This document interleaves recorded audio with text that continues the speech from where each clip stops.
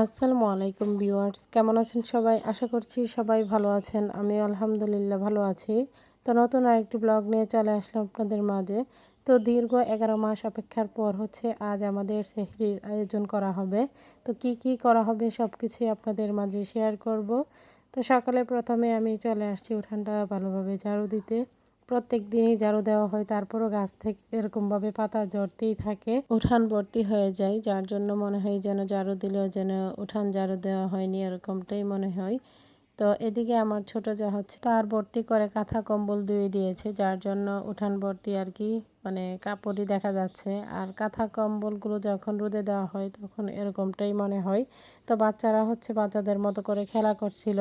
2 দিন যাবৎ ওদেরকে আর স্কুলে নিয়ে যায় না, যেহেতু এখন ফেব্রুয়ারি মাস, ক্লাসও হয় না, হয়তো বা খেলা হয়, মানে ক্লাস হয় না আর কি। তো সেই জন্যই নিয়ে যায় না। ছোট মানুষ, ওরা সকালে উঠে স্কুলে যায়, তো ওদের তো সকাল 7:30টার দিকেই উঠে যেতে হয়, যেহেতু ক্লাস হয় 8টা থেকে। তো এখন 2 দিন যাবৎ ওরা ছুটি পেয়ে আর কি খুব খুশি। মানে ছুটি বলতে গেলে স্কুল তো আর ছুটি নয়, আমরা ওদেরকে ছুটি দিয়ে দিয়েছি আর কি। যাই হোক, তো এদিকে সকালে নাস্তায় আজ মনে হলো যে নুডলস খাই, তো সেই জন্য নুডলস রান্না করা। তো সবাই মিলে বসছিলাম নুডলস খেতে বাচ্চাদের নিয়ে, তো ভালোই লাগছিল।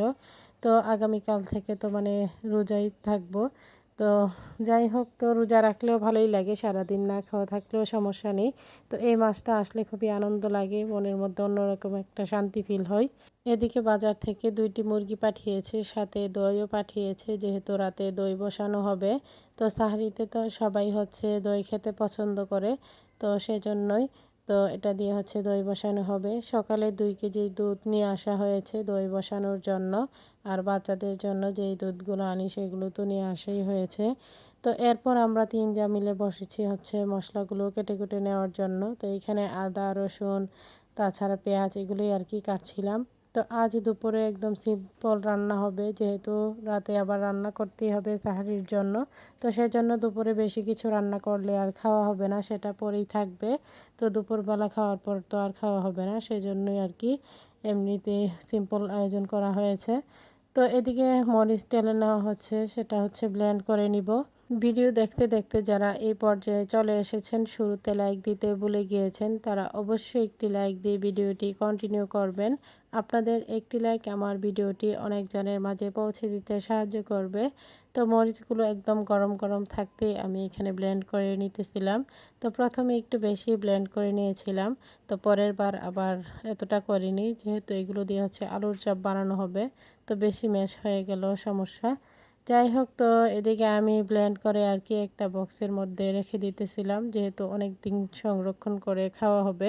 তো সেজন্যই বক্সের মধ্যে রাখলে আর এই মরিচের যেই গুঁড়োটা সেটা আর নষ্ট হবে না।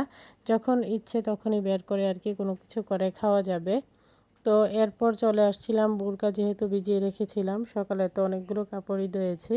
তো সেগুলো আর আপনাদের মাঝে শেয়ার করলাম না, আজকে এমনিতেই নেড়ে দিয়েছি। অন্যান্য সময় তো আপনাদের মাঝে সবসময় শেয়ার করি। তো বোরকাটাও ধুয়ে নিয়েছি, যেহেতু বাচ্চাদের নিয়ে প্রত্যেক দিন এই বোরকাটা পরেই আমি স্কুলে যাই। তো সেজন্য এই বোরকাটা মানে তাড়াতাড়ি আর কি ময়লা হয়ে যায়।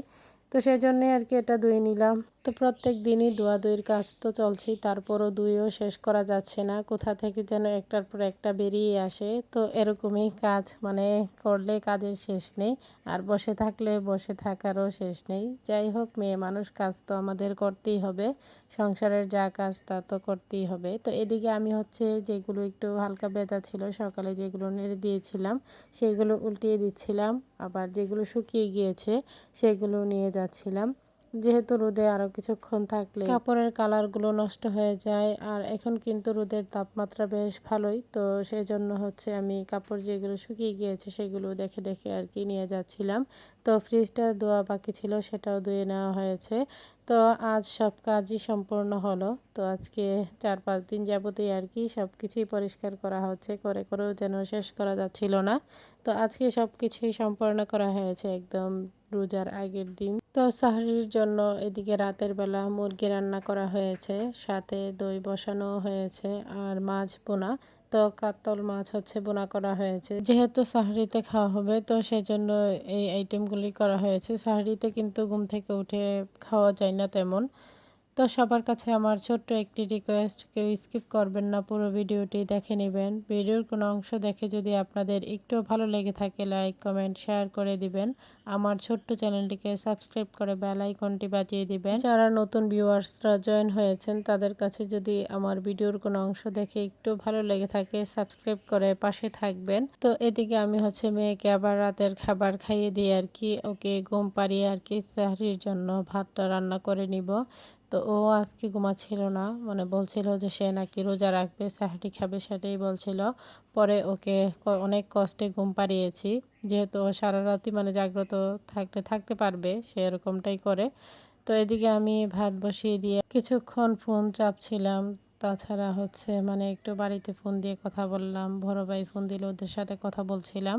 তো এরই মাঝে আমার ভাত রান্না হয়ে গিয়েছে, মানে সবার সাথে কথা বলতে বলতে তো কিভাবে যেন সময় চলে যায়। তো ভালোই লাগছিল, তারপরও মানে দীর্ঘ 11টা মাস অপেক্ষার পর এই দিনটা এসেছে, তো সেজন্য একদিকে আনন্দও লাগছিল। তো রাত জাগাটা সেরকম কষ্ট লাগছিল না। তো আমি ভাতটা রান্না করে এরপর একটু ঘুমাবো। আর তো এরপর আমি কিছুক্ষণ ঘুমিয়েছিলাম। তো এর প্রায় ঘন্টা 2 ঘন্টা পর আর কি মসজিদের মাইকের এলানে আমার ঘুম ভেঙে যায়। তো মসজিদের মাইকের এই এলানগুলো ভালোই লাগে, সবাইকে জাগ্রত করা হয় রান্নার জন্য, সাহারি রান্না করতে। তো অনেকেই কিন্তু রান্না করে ঘুমিয়ে যায়, আবার অনেকে ঘুম থেকে উঠে রান্না করে। তো এদিকে এই তো দই বসানোটা খুব সুন্দরভাবেই বসেছে। তো আমি এখানে উঠেই প্রথমে দাঁত ব্রাশ করে খাবার টেবিলে সার্ভ করছিলাম। তো একে একে সবাই ঘুম থেকে উঠছিল, তো ভালোই লাগছিল, সবাই একসাথে বসে খাওয়া দাওয়া হবে। তো সবার খাবার একসাথে মানে সার্ভ করে নিয়েছি, এরপর আমরা সবাই একসাথে বসেছি সাহারি খেতে। তো খুবই ভালো লাগছিল। তো আজকের ভিডিও এই পর্যন্তই, সবাই ভালো থাকবেন, সুস্থ থাকবেন, আমার পরিবারের জন্য দোয়া করবেন। আর ছাড়াকে দেখে সবাই মাশাল্লাহ বলে দিবেন। সামনে নতুন কোনো ভিডিও নিয়ে আবারও চলে আসবো আপনাদের মাঝে। সেই পর্যন্ত আশা করছি সবাই সাথেই থাকবেন, ফুল সাপোর্ট দিয়ে যাবেন। তো আপনাদের ভালোবাসা এগিয়ে যাওয়া সম্ভব। তো এই পর্যন্ত আল্লাহ হাফেজ।